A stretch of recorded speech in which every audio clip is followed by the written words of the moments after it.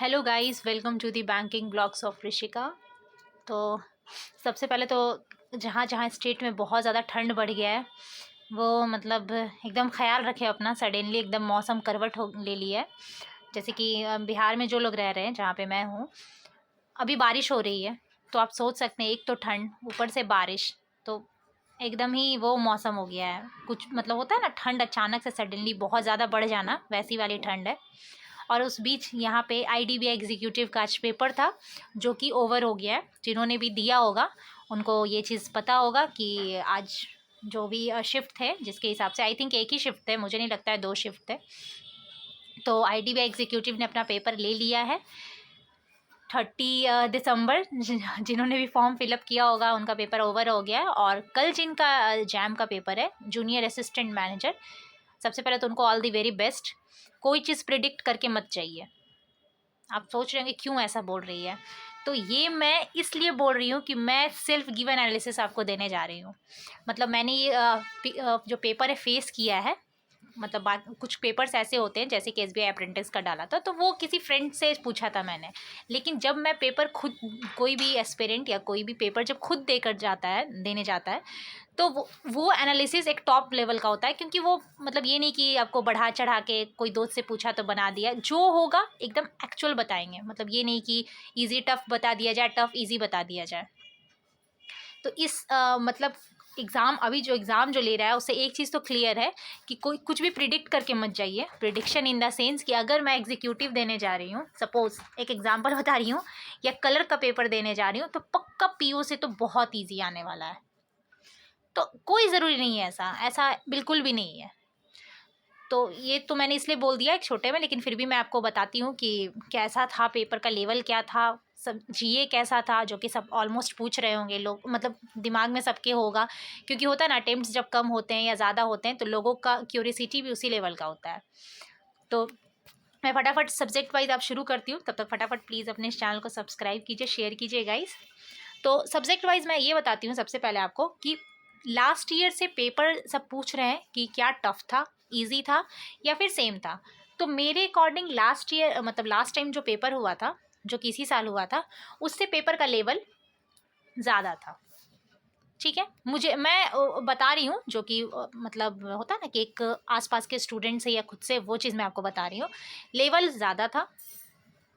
उसके बाद क्या था कि मैंने, जैसे मैंने बताया बाकी वीडियोस में, मैंने लास्ट टाइम भी दिया था बट वेटिंग लिस्ट क्लियर नहीं हुआ। हालांकि वेटिंग लिस्ट में मैंने तो पहले ही कहा था कि 116 117 से ज़्यादा को लोगों को नहीं लेंगे, और मेरे मार्क्स इससे थोड़े कम थे। तो जाहिर सी बात है, मैंने तो एक्सपेक्ट किया भी नहीं था, पर फिर भी लोग बोल रहे थे, एक तो माइंड में तो रहता है कि शायद हो जाए। बट खैर नहीं हुआ, तो फिर मैंने दिया था। तो सबसे पहले मतलब कंपोजिट टाइम था, ये तो सबको पता था कि आप अपने अकॉर्डिंग सब्जेक्ट चूज़ कर सकते थे। तो मैं शुरू करती हूँ, एक एक नॉर्मली शुरू करती हूँ। रीजनिंग जो था उसमें सबसे पहले मैं बता देती हूँ कि एनालिटिकल रीजनिंग आई थिंक 5 से 7 है। तो जिन लोगों को ये चीज़ होता है ना कि हाँ मतलब क्या कहते हैं, 5 से 7 रीजनिंग का जो क्वेश्चन था, वो एनालिटिकल बहुत लोग साइड करके चलते हैं, बनाते ही नहीं है कि इसमें एक्यूरेसी नहीं होती। फर्स्ट क्वेश्चन अनसर्टेन का एक क्वेश्चन था। ठीक है, मैंने इसमें ऑलमोस्ट 5 से 6 मिनट दे दिए, बट पता पता नहीं क्यों, क्या प्रॉब्लम था इस क्वेश्चन में, बन ही नहीं रहा था। और आई थिंक अगर मैं उस 5 6 मिनट के 7 मिनट जो मैंने दिया, अगर और ज़्यादा देती तो मुझे लगता है कि और मतलब क्वेश्चन सारे डील करने का शायद टाइम भी नहीं मिलता। अनसर्टेन मेरा नहीं बना। अनसर्टेन एक क्वेश्चन नहीं बना। उसी में से एक क्वेश्चन और था ब्लड रिलेशन, वो भी मुझसे नहीं बना था। ब्लड रिलेशन भी मैंने पूरा बना दिया, बट लास्ट बना ही नहीं मुझसे। लास्ट में मुझे पता नहीं चला कि भी की आंट जो है वो कौन होगी, उसके फादर की तरफ से होगी या उसके मदर की तरफ से होगी। इस चक्कर में मेरा ये क्वेश्चन नहीं बना। एंड ट्रस्ट मी गाइज, 2 घंटे कैसे बीतते हैं पता भी नहीं चलता है, क्योंकि जो क्वेश्चन का लेवल था ना, वो दम था क्वेश्चन में। लास्ट ईयर जो जीए के क्वेश्चन थे, या इंग्लिश का मैं क्वेश्चन बताऊं, तो कंपैरेटिवली इजी था। मतलब इंग्लिश तो ऐसे हो रहे थे कि नॉर्मली बस देखो और बन रहे थे। इस बार का इंग्लिश ऐसा नहीं था, क्योंकि पैसेज का इन्होंने मतलब अच्छे खासे बड़े पैसेज थे, और क्वेश्चन भी डायरेक्ट मुझे नहीं मिल रहा था। तो मुझे लगता है अगर कोई क्वेश्चन में स्टक अगर हो गया, तो उसका ऑटोमेटिक जो अटेम्प्ट है ना, वो गिर गया। देखने में तो लोगों को इजी लग रहा था, बट जब भी अटेम्प्ट करने जा रहे थे तो कुछ बीच में ऐसा घुमा दे रहा था कि बनते बनते क्वेश्चन रुक गया। तो सोचिए कि उसमें क्या होता है लॉस, कि हमारा टाइम तो 5 10 मिनट गया सो गया, और हमारे हाथ लगा एक भी क्वेश्चन नहीं। ये तकलीफ़ होती है, और यही तकलीफ़ मुझे शुरू में रीजनिंग में हुई कि उसका एक पज़ल नहीं बना। तो ये रीजनिंग का था, क्योंकि इसमें एक तो पज़ल अनसर्टेन था, दूसरा पज़ल था उसमें क्या था कि आई थिंक शायद देश नहीं, 9 स्टेक था, 1 2 3 ऐसे 9 स्टेक करके बनाया हुआ था। उस पे आपको बनाना था, एक ये पज़ल था, उसके बाद सर्कल था, ठीक है, और एक नॉर्थ ईस्ट वाला भी था जो हॉरिजॉन्टल वाला होता है, हाँ वो क्वेश्चन था जिसमें नॉर्थ देख रहे थे 4 और साउथ देख रहे थे 4। तो रीजनिंग का ओवरऑल ये पैटर्न था, कोडेड इनइक्वालिटी थी इसमें, साइलो वाइलो नहीं था, साइलो नहीं था इसमें।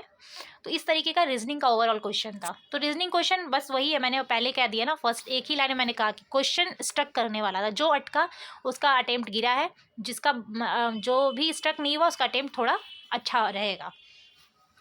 मैथ्स का मैं बोलूँ तो मैथ्स का कोई लेवल थोड़ा सा मतलब क्या उसको बोलते हैं, थोड़ा चूजी क्वेश्चन बनाना था। जैसे कि मैं अब एक बताती हूँ आपको, ABCD करके एक DI था जिसमें मंडे ट्यूसडे था दिया हुआ। उसमें कहा जा रहा था कि एक एक लाइन ही ना घुमा रहा था, बाकी तो सारा कुछ चलो समझ में आ रहा था। एक में उसमें क्या बोल रहा था कि ए का जो मंडे है, शायद ए का मंडे या ट्यूसडे कुछ भी था, ए का मंडे नहीं, ए का जो हाँ मंडे है वो संडे से X% मोर देन ज़्यादा है, ठीक है, X% मोर देन ज़्यादा है। बस यहाँ से क्वेश्चन का थोड़ा सा क्या हो गया, थोड़ा सा लेंदी हो गया क्वेश्चन। अगर ये 20% बोलता तो शायद 120/100 करके बना दिया जाता, लेकिन X% था तो 100 + X/100 बन रहा था, जिसमें कि टाइम ज़्यादा जा रहा था। क्वेश्चन डुएबल थे, क्वेश्चन बनते, लेकिन टाइम कम है। अब वो भी हर सब्जेक्ट के जब लेवल बढ़ते हैं ना तो ऑटोमेटिक टाइम थोड़ा सा लिमिटेड हो जाता है। सब कह रहे थे कि RRB कलर के मेन से भी नीचे आएगा लेवल, लेकिन ऐसा कुछ नहीं है। RRB कलर के लेवल से अब ही हम बोलेंगे, सही से इजी RRB कलर से तो बोला ही नहीं जाएगा कभी, ठीक है। उसके बाद ये तो रीजनिंग मैथ्स वाला हुआ, मैं एकदम शॉर्ट समरी में बता रही हूँ। उसके बाद इंग्लिश क्या कहते हैं, इंग्लिश में क्या था, थोड़ा सा खुद दिया हो रहता है पेपर ना, तो थोड़ा सा ज़्यादा बताने का मन करता है कि इसमें ऐसे हो गया, इसमें ये हो गया, लेकिन खैर थोड़ा सा टाइम लिमिट के कारण मैं बता रही हूँ। इंग्लिश में पैसेज बहुत ही बड़ा था मैं सच बता रही हूँ, मैंने 2 या 3 क्वेश्चन पैसेज के बनाए थे। मुझे लगा क्योंकि मेरा टाइम रीजनिंग में थोड़ा सा चला गया था, तो मेरे पास टाइम नहीं था ज़्यादा, मेरे पास थोड़े समय थे और उसमें मुझे इंग्लिश देखना था, और मुझे लग रहा था शायद 1-2 क्वेश्चन मुझसे बन जाए। मैं एक्चुअली मेरे पास 10 मिनट लेफ्ट था, ठीक है, बचा था, तो मुझे लगा था मैंने मैथ्स का वो क्वेश्चन बना लेना है, AB वही मंडे ट्यूसडे जो बोल रही हूँ, लेकिन एकदम फालतू क्वेश्चन था, मतलब मैं क्या बोलूँ, एक क्वेश्चन सिर्फ बना उससे, सोच लीजिए आप, 10 मिनट 9 मिनट चला गया। उससे बेटर मैं अगर रीजनिंग के ब्लड रिलेशन को शायद दोबारा बनाती या अनसर्टेन को बनाती, तब आई थिंक मेरे 5 क्वेश्चन बनते, अगर बन जाते तो 5 क्वेश्चन वहाँ से मेरे बनते। तो 4 का तो उसमें हुआ ना, 4 कम हो गया ना, एक क्वेश्चन इधर 5 क्वेश्चन। खैर पता नहीं, वहाँ पे तो माइंड ही एक अलग रहता है वो, और सबका रहता है, ऐसा नहीं है कि मेरा या आपका ही सिर्फ है, वो हर लोगों का रहता है, इसलिए ये चीज़ कोई एबनॉर्मल की पहचान नहीं है। शुरू में जब टाइम अगर चला जाए ना, तब थोड़ा सा माइंड अजीब सा करने लगता है कि क्या हो गया यार, 120 मिनट का टाइम था, 120 की जगह 112 मिनट हो रहा है, 110 हो रहा है, और मेरी एक क्वेश्चन भी ग्रीन नहीं है, तो वहाँ पे थोड़ा प्रेशर बढ़ता है। बस उसी मतलब वहाँ पे आपको काम रहना है कि चलो ठीक है, जो हुआ सो हुआ, अभी यहाँ से सही करते हैं। तो खैर वो चीज़ करना अपने आप को बहुत ज़रूरी होता है उस टाइम। इंग्लिश में पैसेज था, ऊपर से एक वर्ड स्वाइप वाले क्वेश्चन थे, ठीक है, एरर थे इसमें, ठीक है, एरर क्वेश्चन थे, और क्लोज टेस्ट था, और 5 वो थे, मतलब ABCD करके आपको अरेंज करना था। मैंने तो 2 ही अरेंज किया, मैंने नहीं अरेंज किया, मैंने AB ही शायद फर्स्ट और सेकंड ही किया।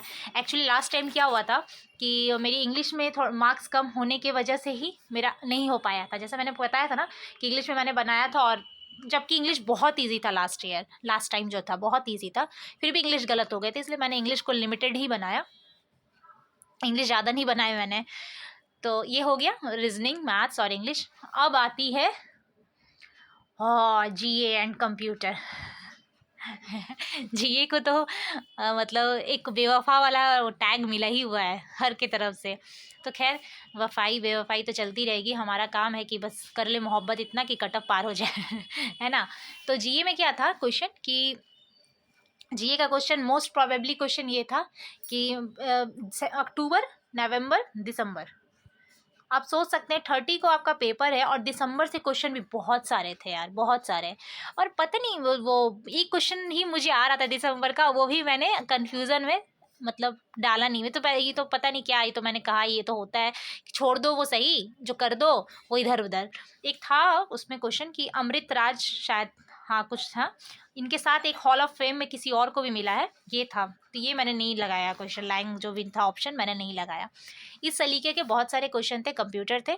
उसके लिए मैं एक सेपरेट वीडियो बनाऊंगी। जैसा आपको पता है इस चैनल पे जीए का एक सेपरेट वीडियो आता है जिसमें सारा क्वेश्चन रहेगा जीए और कंप्यूटर का। जैसे ही मेरे पास टोटल आ जाएंगे मैं उसे अपलोड कर दूंगी, ताकि एक बार ये नहीं कि उसको लेके दिल पे बैठ जाना है, लेकिन एक बार एक होता है ना कि एवरेज चेक कर लें कि क्या है नहीं है, तो मैं सेपरेट डाल दूंगी।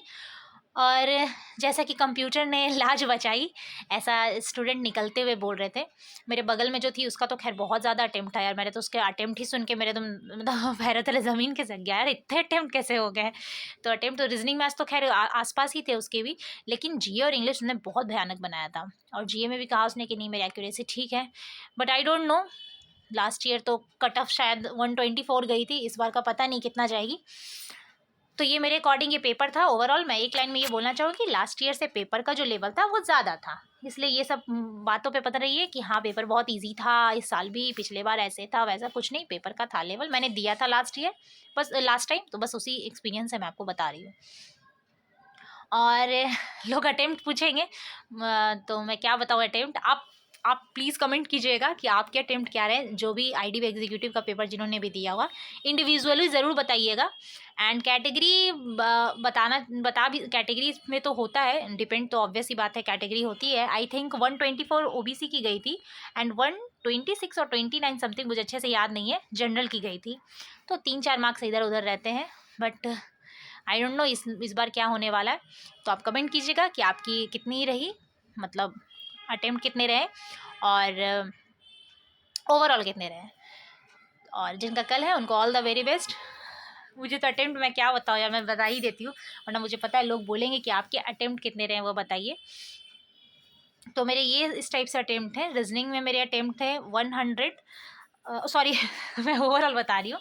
रीजनिंग में मेरे टोटल अटेम्प्ट मैं आपको बता देती हूँ, मेरे टोटल अटेम्प्ट है ओनली 123। यस, ये मेरे ओवरऑल अटेम्प्ट थे। और मैं जिस लड़की का बता रही हूँ ना उसके 141 अटेम्प्ट थे। पता नहीं यार, मैं तो देख के उसके बाद क्या, मुझे लगा कि, अब लगा क्या, लगा या नहीं लगा यार, टाइम मैनेज करना पड़ता है इसमें, लगना तो लगा ही रहता है हमेशा, लगा ही रहता है। इसी बीच लोग पेपर निकाल के चले ही जाते हैं, जाहिर सी बात है। तो एक्यूरेसी बहुत मैटर करेगी।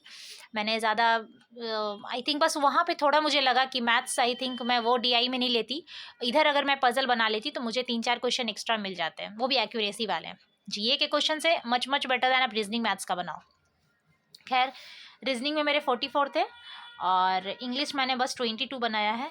जीए मैंने बनाया I think 26। Yes, GA plus computer लाज बचाया जिसने। जीए तो खैर बाप रे बाप, आईडी एग्जीक्यूटिव का लग ही नहीं रहा था, मुझे लगा कि ईजी ही होंगे, खैर पता नहीं। और उसके बाद एक सब्जेक्ट था ना मैथ्स में मेरे थे 31, 6 कितना 6 दो, हाँ टोटल अटेम्प्ट मेरे 123 थे। लेट्स सी क्या होता है, wish for the best, Mahadev कृपा करे, देखते हैं क्या होता है। और अब अपना अटेम्प्ट ज़रूर बताइएगा कैसा लगा आपको पेपर, और अटेम्प्ट ज़रूर मेंशन कीजिएगा, है ना।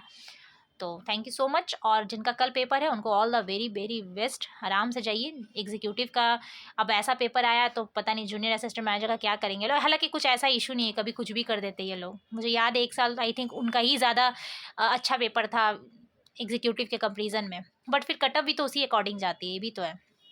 खैर चलिए, बस इसीलिए वीडियो मैंने आते ही बना लिया। बहुत ठंड है यहाँ, तो बच के रहिए ठंड से, और थोड़ा रेस्ट कीजिए, और क्या। चलिए थैंक यू, अपने चैनल को सब्सक्राइब कीजिए, शेयर कीजिए, थैंक यू।